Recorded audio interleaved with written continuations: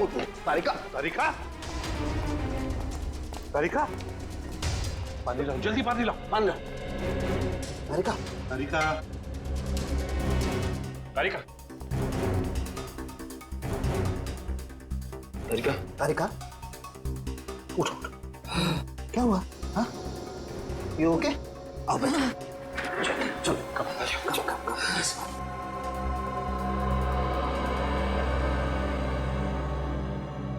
थोड़ा पानी P low.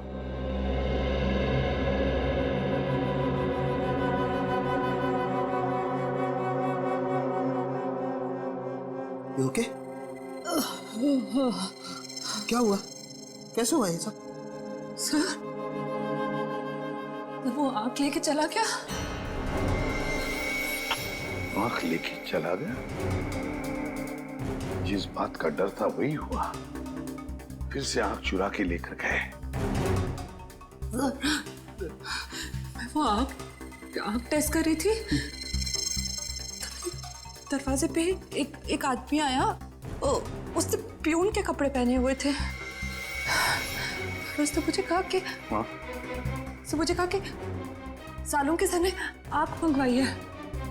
मुझे उसी वक्त उस पर शक हुआ और मैंने आपको तुरंत फोन लगाया। फिर मैंने जैसे ही आपसे बात की, उसने मुझे क्लोरोफॉर्म सूंघा और मैं बेहोश हो गई। और अब सर सारा पैसा, सारा सोना हमारे हाथ लग चुका है। फिर ये आंख किसी को क्यों चाहिए होगी? और भी कोई राज जुड़ा हुआ है उस आंख के साथ। और भी कोई राज है जो अब तक हमारे सामने नहीं आया है। किसी भी हालत में हमें उस तीसरे आदमी तक पहुंचना ही है। पहुंचना है उस तीसरे आदमी तक। सर ये जो तीसरा आदमी है वो इस राज के बारे में अच्छी तरह से जानता है, इसीलिए उस आंख के पीछे पड़ा हुआ है सर। सचिन, और वो पूरा राज उस बंद लॉकर रूम के अंदर छुपा है। उस बंद लॉकर रूम के अंदर। सर पूरे शहर में ऐसी एक ही कंपनी है जो आइरिस लॉकर बनाती है। तो फिर चलो वहीं चलते हैं।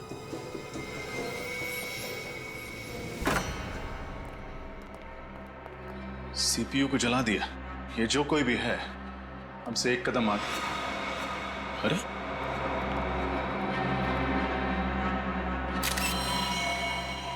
इन्हें तो गोली मारी गई है।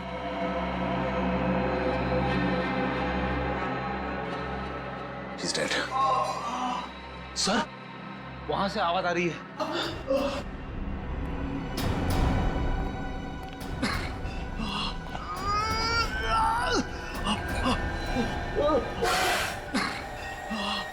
आप लोग कौन? घबराइए मत, हम लोग सीआईडी से। आइए बैठिए। संभाल के। निकल पानी। मुझे बचा लीजिए, मुझे गोली लगी। घबराइए नहीं, आपको कुछ नहीं होगा। फ्रेडी, एम्बुलेंस को फोन करो जल्दी। पानी ये लीजिए, पानी लीजिए आराम से। ये सब किसने किया? पता नहीं, कुछ लोग एकदम से ऑफिस में घुसे और उन लोगों ने अफरा तफरी मचा दी, कंप्यूटर भी जला दिया और बॉस को गोली मार दी। तो वो आपके बॉस थे? मिस्टर अनुराग, और मुझे गोली मार दी। अगर मैंने मरने का नाटक ना किया होता तो शायद 2-4 गोली और मार देते। अच्छा, कंप्यूटर में जो रिकॉर्ड्स थे उनका कोई बैकअप है? इस रूम के ठीक सामने कॉन्फ्रेंस रूम में टेबल के नीचे की तरफ हार्ड डिस्क छुपा के रखी हुई। भगवान करे वो सुरक्षित हो। एम्बुलेंस आ गई। निखिल, तुमने हॉस्पिटल पहुंचा। संभाल के। कुछ नहीं होगा। फ्रेडी, इस रूम के सामने एक कॉन्फ्रेंस रूम है। वहां टेबल के नीचे एक हार्ड डिस्क होनी चाहिए। लेकर आ। मैंने मकरंद साहब जैसा कलाकार मेरी जिंदगी में आज तक नहीं देखा। उनकी पेंटिंग में एक अजीब सी कशिश है जो देखने वाले को ऐसे आकर्षित करती है जैसे चुंबक सुई को आकर्षित करती है।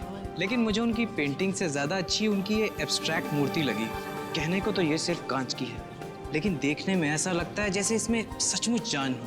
वाकई मैं तो आज घर से सोच के निकला हूँ कि आज मैं मकरंद साहब का ऑटोग्राफ लिए बिना यहाँ से हिलूंगा भी नहीं। लेकिन मकरंद साहब हैं कहाँ? आसपास कहीं दिख नहीं रहे। चलिए उनसे पूछते हैं, शायद यही कुछ बता पाए। Excuse me. यस मकरान साहब नहीं आए। आप तो जानते हैं कि आर्टिस्ट कितने मूडी होते हैं, बस आते ही होंगे। क्या आप उन्हें कॉल कर सकते हैं? क्यों नहीं?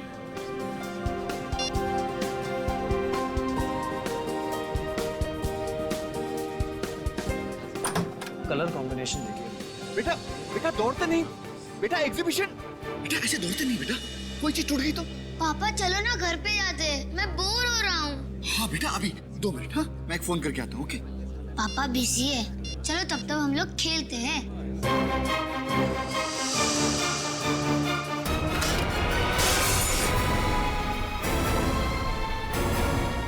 अरे बाप रे, देखा तुम्हारी वजह से टूट गया ना। सॉरी पापा। लाख हो गए था। अरे मकरंद साहब को पता चलेगा तो बहुत गुस्सा हो जाएंगे। ये क्या?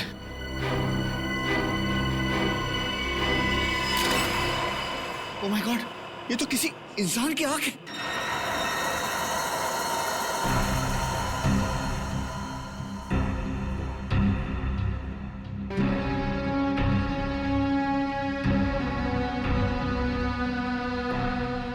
तो ये बच्चे इस कांच की मूर्ति के आसपास खेल रहे थे, आपने इन्हें खेलने से मना कर दिया और गलती से आपके हाथ से ये कांच की मूर्ति टूट गई और अंदर से कनिस्टर निकल। मैंने मकरंद साहब जैसा कलाकार मेरी जिंदगी में आज तक नहीं देखा। उनकी पेंटिंग में एक अजीब सी कशिश है जो देखने वाले को ऐसे आकर्षित करती है जैसे चुंबक सुई को आकर्षित करती है। लेकिन मुझे उनकी पेंटिंग से ज्यादा अच्छी उनकी ये एब्स्ट्रैक्ट मूर्ति लगी। कहने को तो ये सिर्फ कांच की है, लेकिन देखने में ऐसा लगता है जैसे इसमें सचमुच जान हो। वाकई मैं तो आज घर से सोच के निकला हूँ कि आज मैं मकरंद साहब का ऑटोग्राफ लिए बिना यहाँ से हिलूंगा भी नहीं। लेकिन मकरंद साहब हैं कहाँ? आसपास कहीं दिख नहीं रहे। चलिए उनसे पूछते हैं, शायद यही कुछ बता पाए। Excuse me. यस मकरंद साहब नहीं आए। आप तो जानते हैं कि आर्टिस्ट कितने मूडी होते हैं, बस आते ही होंगे। क्या आप उन्हें कॉल कर सकते हैं? क्यों नहीं?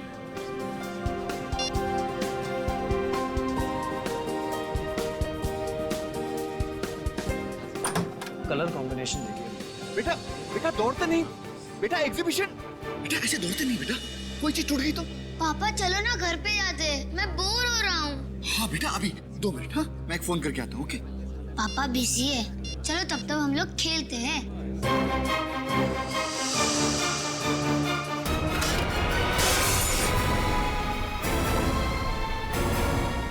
अरे बाप रे, देखा तुम्हारी वजह से टूट गया ना। सॉरी पापा। लाख हो गए था। अरे मकरंद साहब को पता चलेगा तो बहुत गुस्सा हो जाएंगे। ये क्या?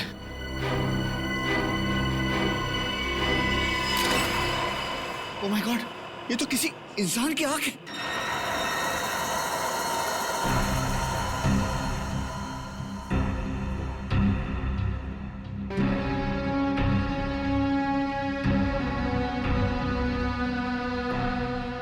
तो ये बच्चे इस कांच की मूर्ति के आसपास खेल रहे थे, आपने इन्हें खेलने से मना कर दिया और गलती से आपके हाथ से ये कांच की मूर्ति टूट गई और अंदर से कनिस्टर निकला जिसमें ये आंख है, किसी इंसान की आंख। जी सर। सर वो कहावत है ना, बच्चे भगवान के रूप होते हैं, वो बहुत सही है सर। अगर ये बच्चे यहाँ नहीं खेल रहे होते और ये मूर्ति टूटती नहीं तो हमें पता ही नहीं चलता कि ये मूर्ति में आंख है। नाम क्या बेटा आपका? प्रथम। प्रथम, बहुत प्यारा नाम है। प्रथम, निखिल अंकल तुम्हें बाहर ले जाके चॉकलेट खिलाएंगे। नहीं पापा, मुझे कहीं नहीं जाना, मुझे यहीं रहना है। बेटा जिद नहीं करते, तुम अपने फ्रेंड को ले जाओ। निखिल आजाओ बेटा आजाओ, चलो। अच्छा, ये मूर्ति को बनाने वाले मिस्टर मकरंद वो कहीं नजर नहीं आ रहे। सुबह सर आए थे, फिर किसी काम से निकल गए, तब से वापस नहीं आए। मूर्ति के टूटने की खबर दी उन्हें? नहीं सर, नहीं दे पाया। मैंने फ़ोन ट्राई किया था लेकिन वो फ़ोन नहीं उठा रहे। सर कहीं ऐसा तो नहीं कि एक मूर्ति पे एक आंख फ्री? मजाक समझ रहे हो तुम्हें? हैं? ये इंसान की आंख है, मतलब किसी इंसान के शरीर से आंख निकाली गई है। रजत, इस कनिस्टर को डॉक्टर सालोंके के पास भेज दो और मकरन के घर का पता देना हमें। जी सर। सालोंके, आंख के बारे में क्या पता चला? टेट्रागोडाल। टेट्रागोडाल?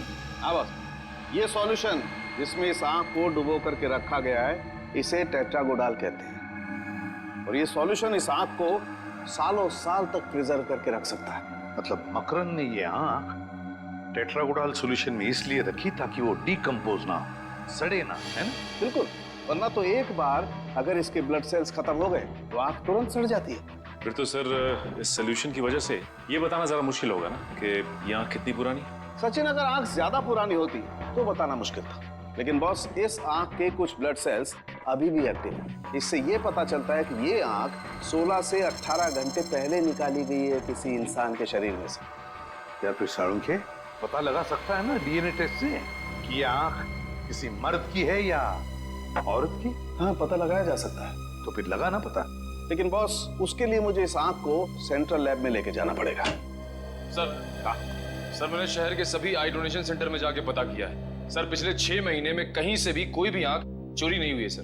पिछले 6 महीनों में कहीं से भी कोई भी आंख चोरी नहीं हुई है। तो क्या मकरंद ने किसी की जान लेकर उसकी आंख निकाल ली और फिर वो मूर्ति में लगा दी? मगर सर मकरंद ने तो ये मूर्ति 3 महीने पहले बनाई थी, जबकि ये आंख 16 घंटे पुरानी। तो 16 घंटे पुरानी आंख 3 महीने पुरानी मूर्ति में कैसे फिट हो सकती? सचिन, जरूर बहुत पहले से ही प्लानिंग करके रखी थी इस मकरंद ने, बहुत बड़ी प्लानिंग। पहले से ही उसने उस मूर्ति के अंदर जगह बना के रखी थी जहां पर ये कैनिस्टर फिट हो जाए।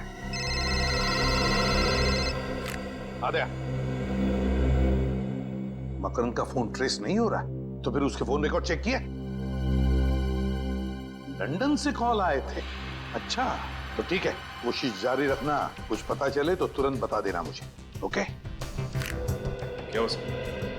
मकरंद को अक्सर लंदन से फोन आया करते थे, और खास करके 3 अलग अलग नंबर से। लंदन से?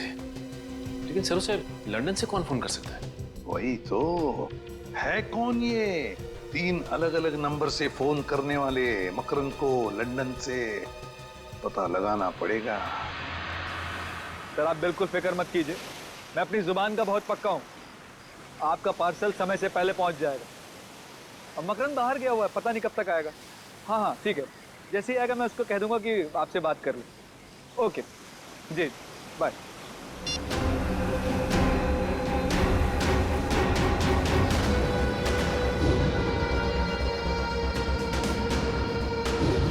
तुम लोग अब तक यहाँ खड़े हो, ऐसे ही बुत की तरह खड़े रहोगे या कुछ करोगे भी?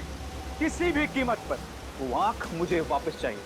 बॉस आप चिंता मत करो बॉस, बस अगले 10 घंटों के अंदर वो आंख आपको मिल जाएगी। शट अप, बकवास मत करो।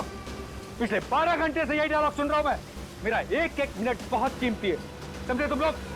बॉस आपको तो पता है कि वो आंख सीआईडी वालों के पास है, और सीआईडी वालों के हाथ से लेना मतलब मगरमच्छ के मुंह में हाथ डालने के बराबर है। बस कोशिश जारी है बॉस। कोशिश कोशिश कोशिश। तुम लोगों को अगर अपनी जान प्यारी है तो सिर्फ 2 घंटे मुझे वो आंख चाहिए, सिर्फ 2 घंटे। क्लियर? ठीक है बॉस, वो आंख आपको मिल जाएगी बॉस। Get lost.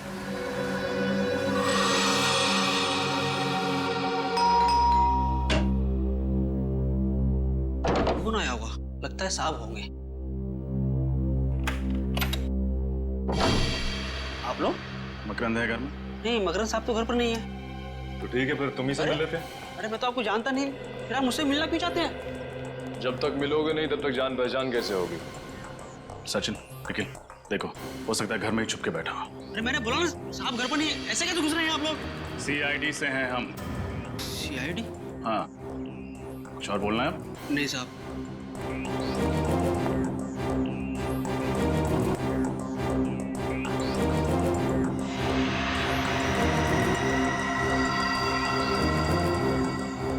मकरंद तो घर में है ही नहीं। कहाँ गया मकरंद? पता नहीं साहब, बताकर नहीं गए। और कब से घर नहीं आए तुम्हारे मकरंद साहब? कल सुबह जो निकले अब तक लौटे नहीं। मकरंद अपनी पेंटिंग्स और मूर्तियाँ यहीं पे बनाता है? हाँ, पेंटिंग्स तो यहीं बनाते हैं मगर मूर्तियाँ नहीं। हाँ, यहाँ सिर्फ पेंटिंग्स दिख रही हैं। मूर्तियाँ कहाँ बनाता है जानते हो? पता नहीं साहब, मैं तो नौकर हूँ। ये लैपटॉप मकरंद का है? हाँ, ये साहब का ही है। निखिल,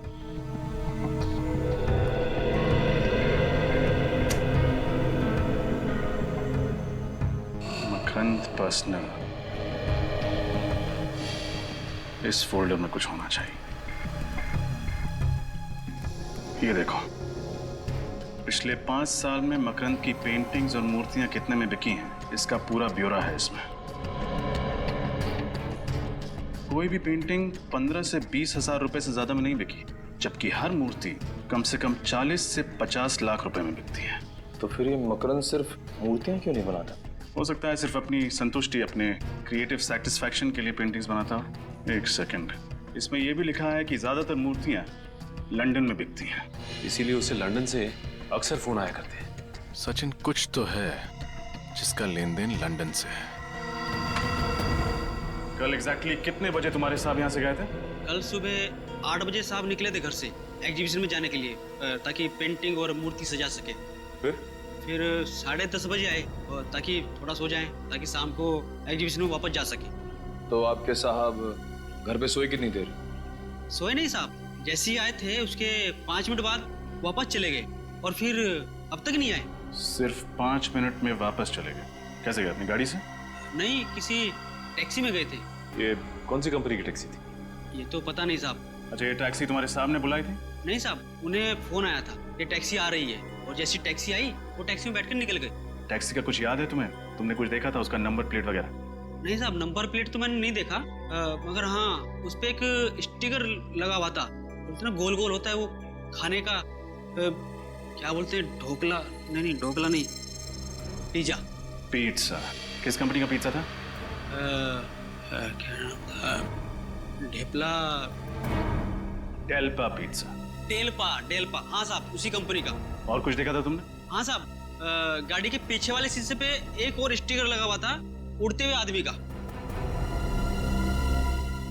डेल्पा पिज्जा का ऐड, और पीछे वाली कांच पर उड़ते हुए आदमी का स्टिकर।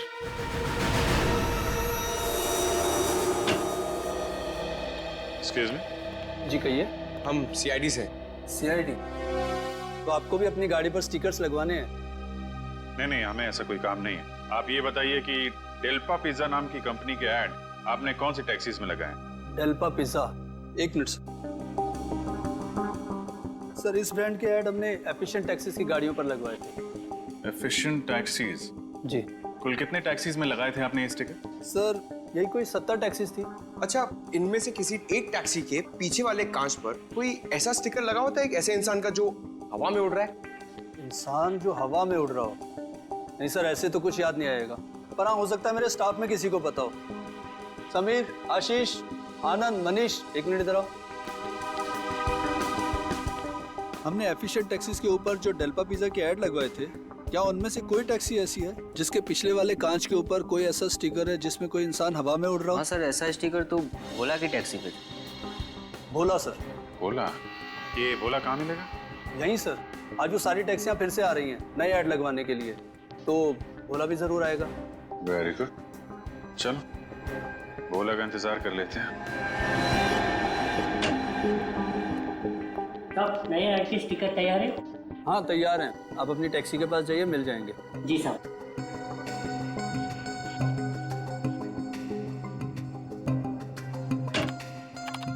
सर, नए ऐड का स्टिकर तैयार है क्या? बिल्कुल तैयार है, आप जाइए, मिल जाएंगे। जी सर।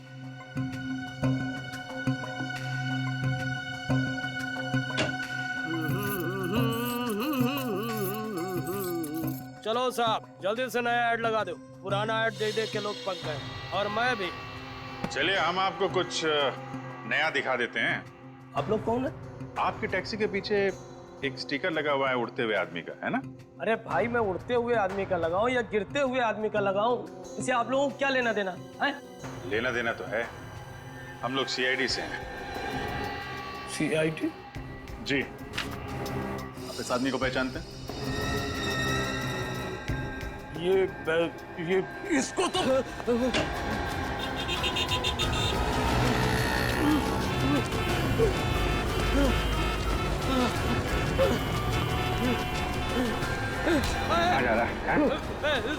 साहब, जाने दो साहब, जाने दो मुझे। सीआईडी जब मुजरिमों को पकड़ती है ना, तो जाने नहीं देती है। साहब, मुझको माफ कर दो, मैंने ज्यादा पैसे कमाने के लालच में ये सब किया है। मकरंद कहाँ है? कौन मकरंद साहब? वही मकरंद जिसने एग्जीबिशन रखी थी, जिस एग्जीबिशन में हमें आदमी की आंख मिली कांच की मूर्ति से, वो मकरंद कहाँ है वो? आंख मूर्ति मुझे कुछ समझ में नहीं आ रहा साहब। ना समझ पाने का नाटक बंद करो।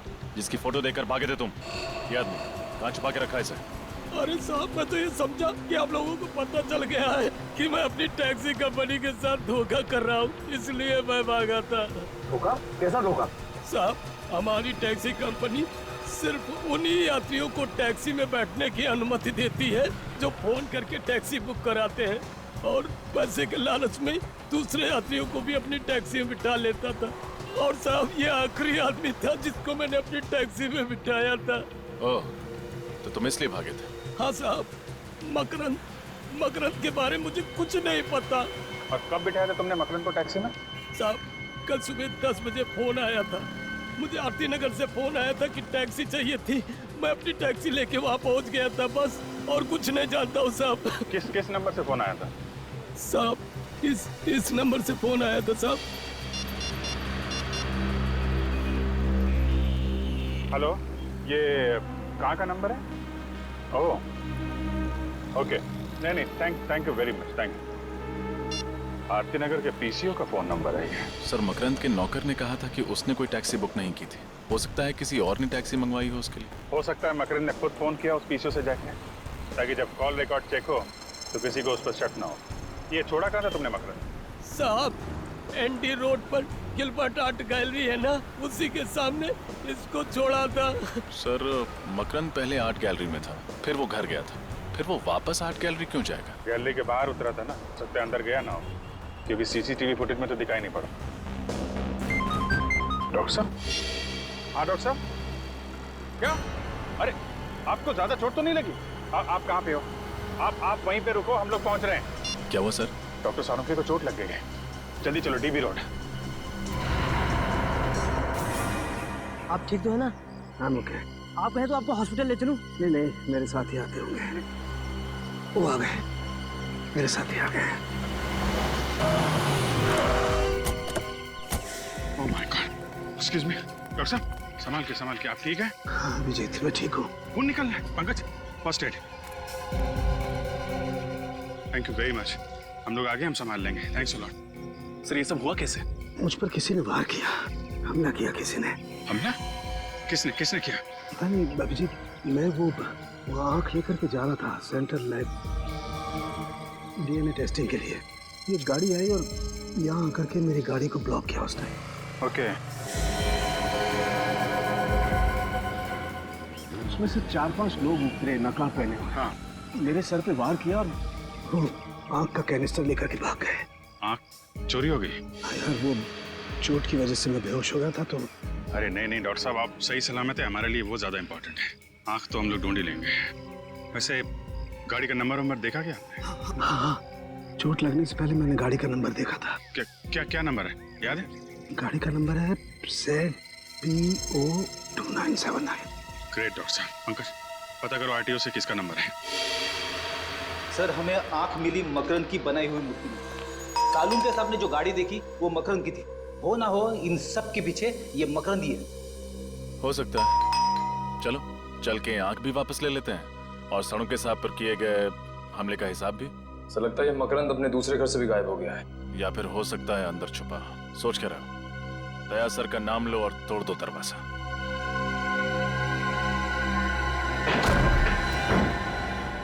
अरे बाप रे, बड़ी भयंकर बदबू है। किसी लाश की बदबू है। सर, कहीं मकरंद की तो नहीं है? हो सकता है, देखो लाश यहीं कहीं होगी।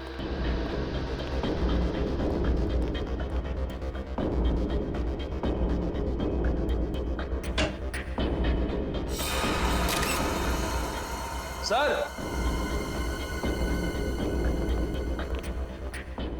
ये तो मकरंद है।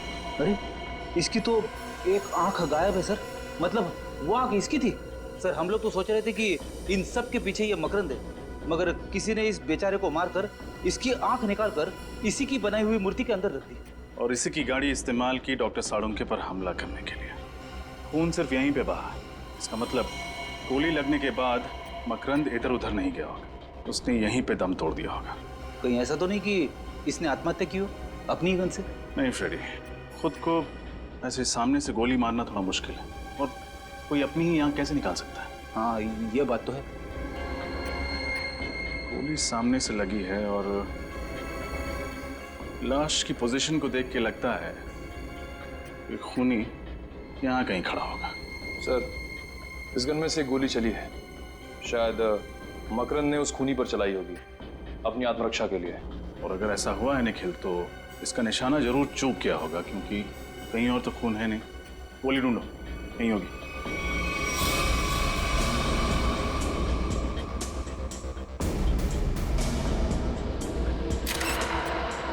सर, ये देखिए सर, गोली मिल गई।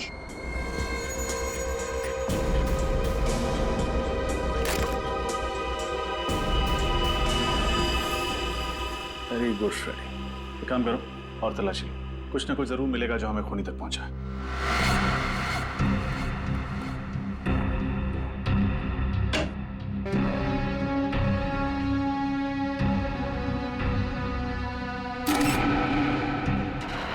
ये क्या है?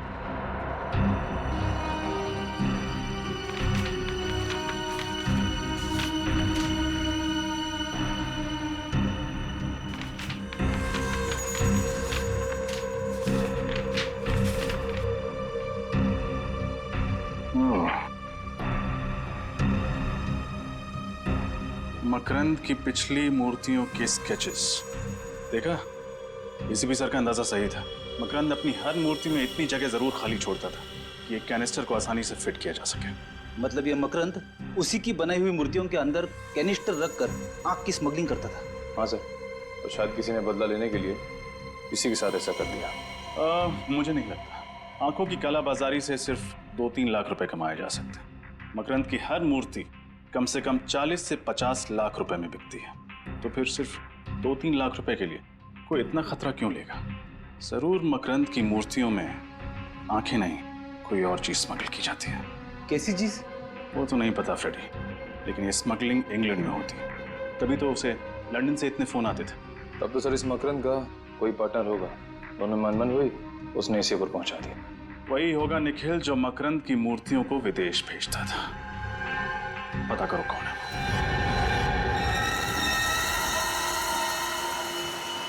2 घंटे गुजर गए, पता नहीं ये बेवकूफ आंख चुरा भी पाएंगे या नहीं। अगर कहीं सीआईडी के हाथ लग गए तो लेने के देने पड़ जाएंगे। बॉस, लेने के देने तो उस डॉक्टर साड़ोंखे को पड़ गए। बॉस, मैंने कहा था ना, मैं आपको निराश नहीं करूंगा। ये लीजिए आपकी कीमती आंख। शाबाश रंगा, शाबाश। तू नहीं जानता है कि तुमने कितना बड़ा काम किया। इसके लिए मैं तुम लोगों को इतने रुपए दूंगा, गिनते गिनते बुढ़े हो जाओगे। बॉस, आप तारीफ कर रहे हैं या ताना मार रहे हैं? तारीफ कर रहा हूँ, तारीफ। तुम लोग यहीं रुको, मैं भी आता हूँ। ठीक है बॉस।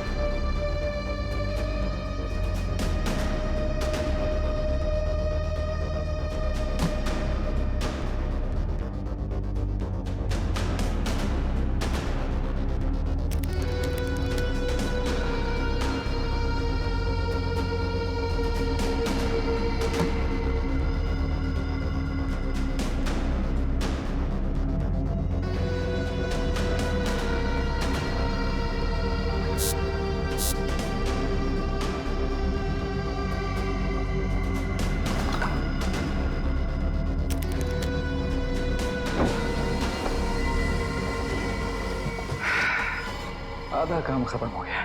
अब दुनिया की कोई भी ताकत मुझे सबसे अमीर बनने से नहीं रोक सकती। मैं दुनिया का सबसे अमीर आदमी बनूंगा।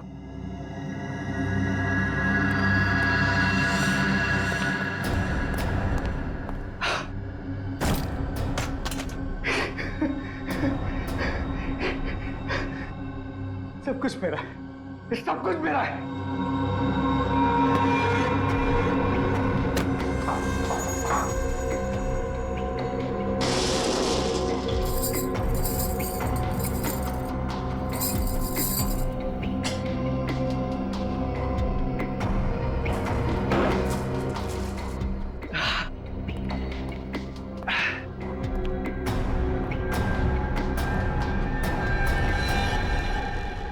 अरे तुम लोग यहाँ क्या कर रहे हो? चलो निकलने की तैयारी करो।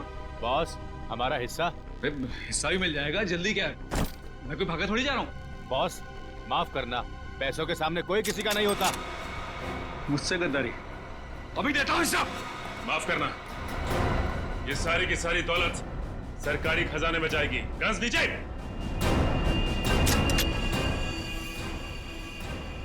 बहुत हो गया अब भागना तोड़ना। सर, मैं और मकरंद पार्टनर्स थे। मकरंद पेंटिंग से मूर्तियां बनाता था, मूर्तियों में हीरा छुपा देता था सर। फिर मैं उन हीरो को देश के बाहर लंदन ले जाता, उनकी तस्करी करता था सर। शर्म आनी चाहिए तुम्हें। अपने देश की संपत्ति स्मगल करके बाहर देशों में बेच रहे थे तुम। सर मुझे माफ कर दीजिए सर। माफ कर दीजिए। तुमने सिर्फ स्मगलिंग नहीं किया, बल्कि एक खून भी किया है, मकरंद का खून। मैंने जानबूझ के मकरंद को नहीं मारा सर, बल्कि वो मुझे मारना चाहता था सर। मैंने तो सिर्फ अपनी आत्मरक्षा में सर उस पर गोली चलाई। पूरी बात बताओ, क्या हुआ था मकरंद के घर में? बताओ। उसने मुझे अर्जेंटली अपने घर में बुलाया। वो कह रहा था कि उसे कुछ मुझे जरूरी बात कर रही है, लेकिन जब मैं उसके घर पहुंचा तो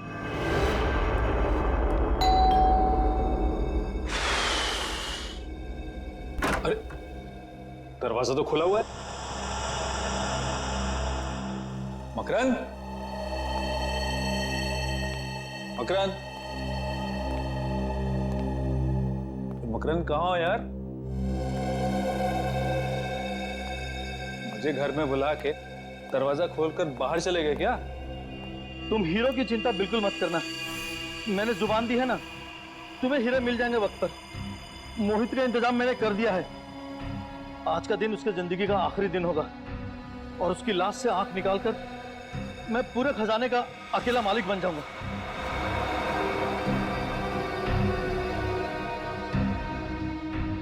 मेरी नहीं, तेरी जिंदगी का आखिरी दिन होगा मकरंद।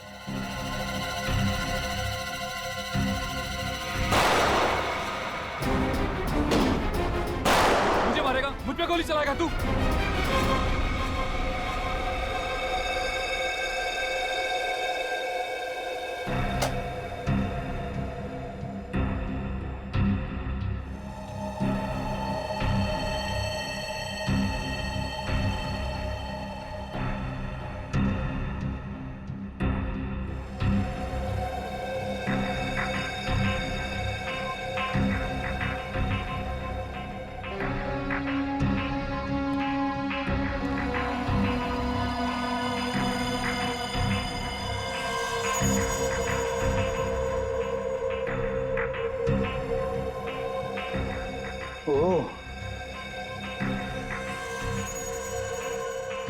बुरे काम का बुरा नतीजा।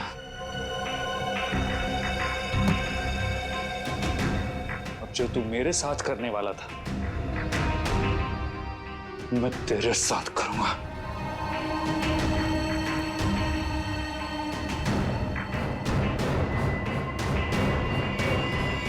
और जब मकरंद की मौत हो गई तो तुमने सोचा क्यों ना उसी का प्लान उसी पे आजमा लिया जाए। क्यों?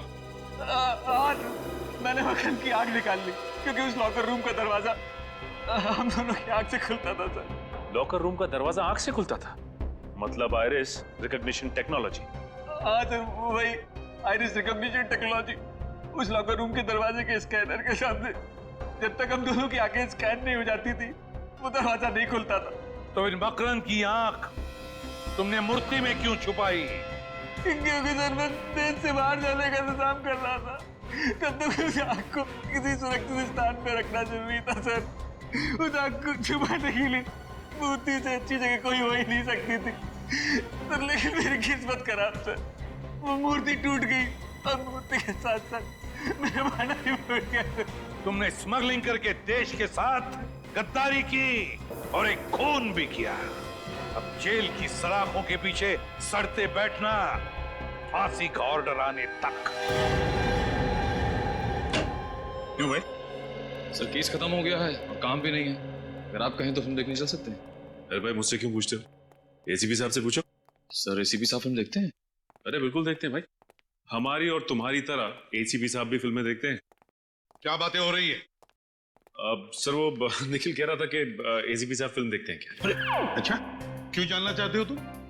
नहीं सर, मैं तो सर कह रहा था कि हम सब साथ चल के फिल्म देख सकते हैं सर। सर केस खत्म हो गया सर, काम भी नहीं, मतलब काम है सर, केस नहीं है सर। अगर आप कहें तो हम सब साथ चल के फिल्म। केस खत्म हो गया, काम नहीं है? हाँ? किसने कहा तुम्हें कि केस खत्म हो गया? किसने कहा?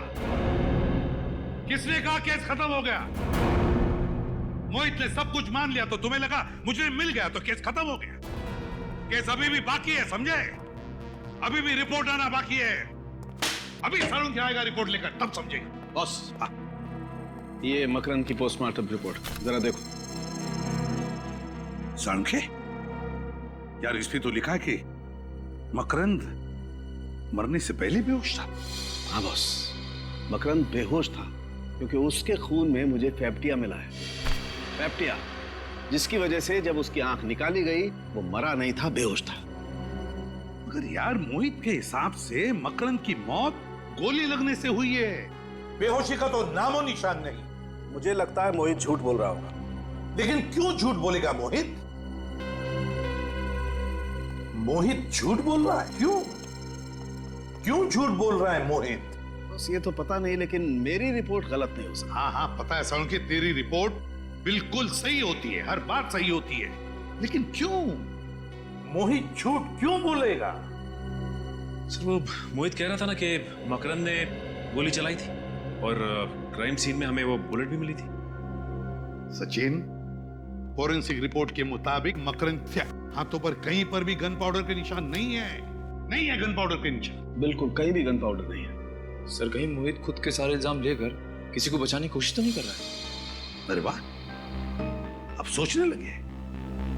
अभी तक तो कह रहे थे कि केस खत्म हो गया, कोई केस नहीं है। क्यों? अब समझे इतना आसान नहीं। केस खत्म हो गया, सोचना पड़ता है, हर बात पे सोचना पड़ता है। सही सोचा है तुमने। अभी हो सकता है किसी को बचाने की कोशिश कर रहा है मोहित, इसलिए सारे इल्जाम उसने अपने आप पर ले लिए। और किसे बचाने की कोशिश कर रहा है मोहित? मकरंद और वो तीसरा आदमी। कहीं मोहित उस तीसरे आदमी को बचाने की कोशिश तो नहीं कर रहा है, इसलिए सारे इल्जाम अपने आप पर ले रहा है। और फिर मकरंद, यार सारुण मकरंद की आंख के बारे में कुछ और पता चला? हाँ बॉस। क्या? तारिका लगी हुई लैब में कुछ ना कुछ ढूंढ निकालेगी। एक मिनट। हाँ, तारिका को याद करे तो तारिका का फोन। हाँ तारिका, हेलो तारिका। क्या हुआ? यार मुझे लगता है तारिका खतरे में। तारिका खतरे में है? क्या बात कर रहा है? इस रूम के सामने एक कॉन्फ्रेंस रूम है, वहां टेबल के नीचे एक हार्ड डिस्क होनी चाहिए, लेकर आ।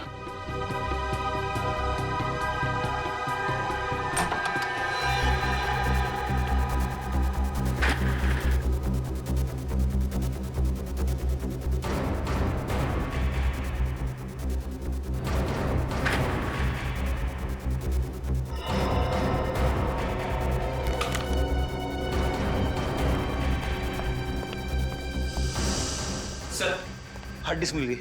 वेरी गुड, शुक्र है उनके हाथ ये नहीं लगा।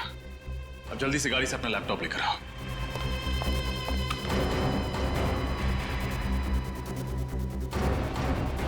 लैपटॉप ये लो, इस हार्ड डिस्क को लैपटॉप से कनेक्ट करो, सारे फाइल्स सर्च करो, देखो मकरंद कुमार के रिकॉर्ड्स कहाँ हैं।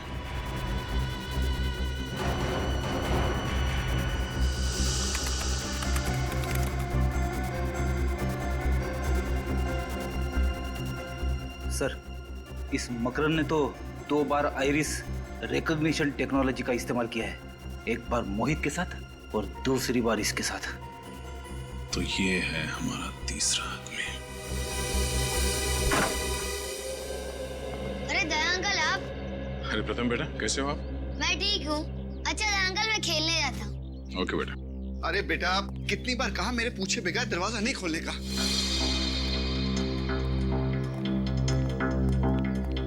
सर, आप लोग केस सॉल्व हो गया क्या?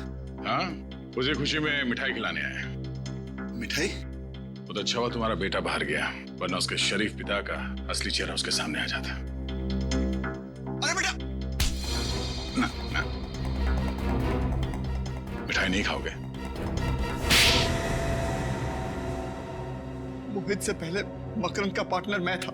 एक दिन उसे शक हुआ कि स्मगलिंग के पैसे में से मैं पैसे चुरा रहा हूँ, और उसने सारा पैसा उस मनुष्य लॉकर रूम में बंद कर दिया। 5 साल पहले मकरंद और मेरा झगड़ा हो गया और उसने मोहित को अपना पार्टनर बना लिया, जिसकी वजह से तुम्हारा करोड़ों का माल उस लॉकर रूम में कैद हो गया। हाँ सर, मैंने सुलह करने की बहुत कोशिश की, लेकिन वो नहीं माना। मैंने मिन्नत की, लेकिन वो फिर भी नहीं माना। फिर एक दिन मैं मकरंद के घर पहुंच गया।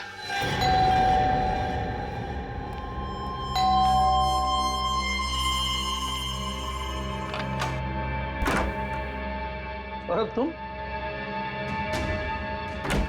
आज मैं सौरभ नहीं, तेरी मौत बन के आया हूं। ये सब क्या है सौरभ? ये ले, पढ़ इसको।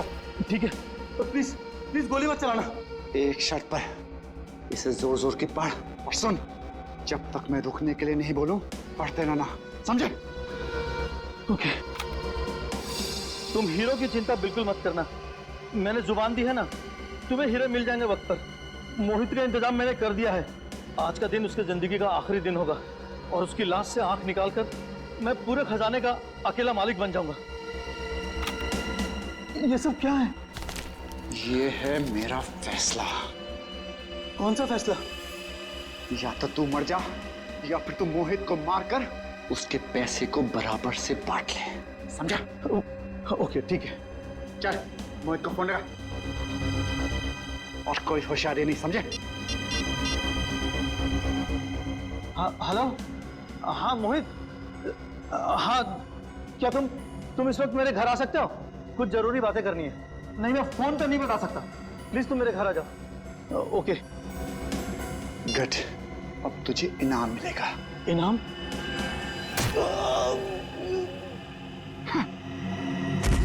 बेवकूफ, तुझे क्या लगा मैं करोड़ों का खजाना तुझे दे दूंगा?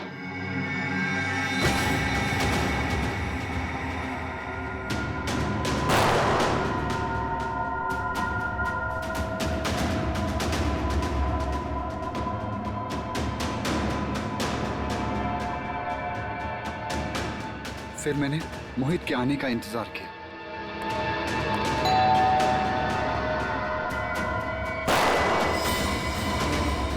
मुझे मारेगा? मुझ पे गोली चलाएगा तू? और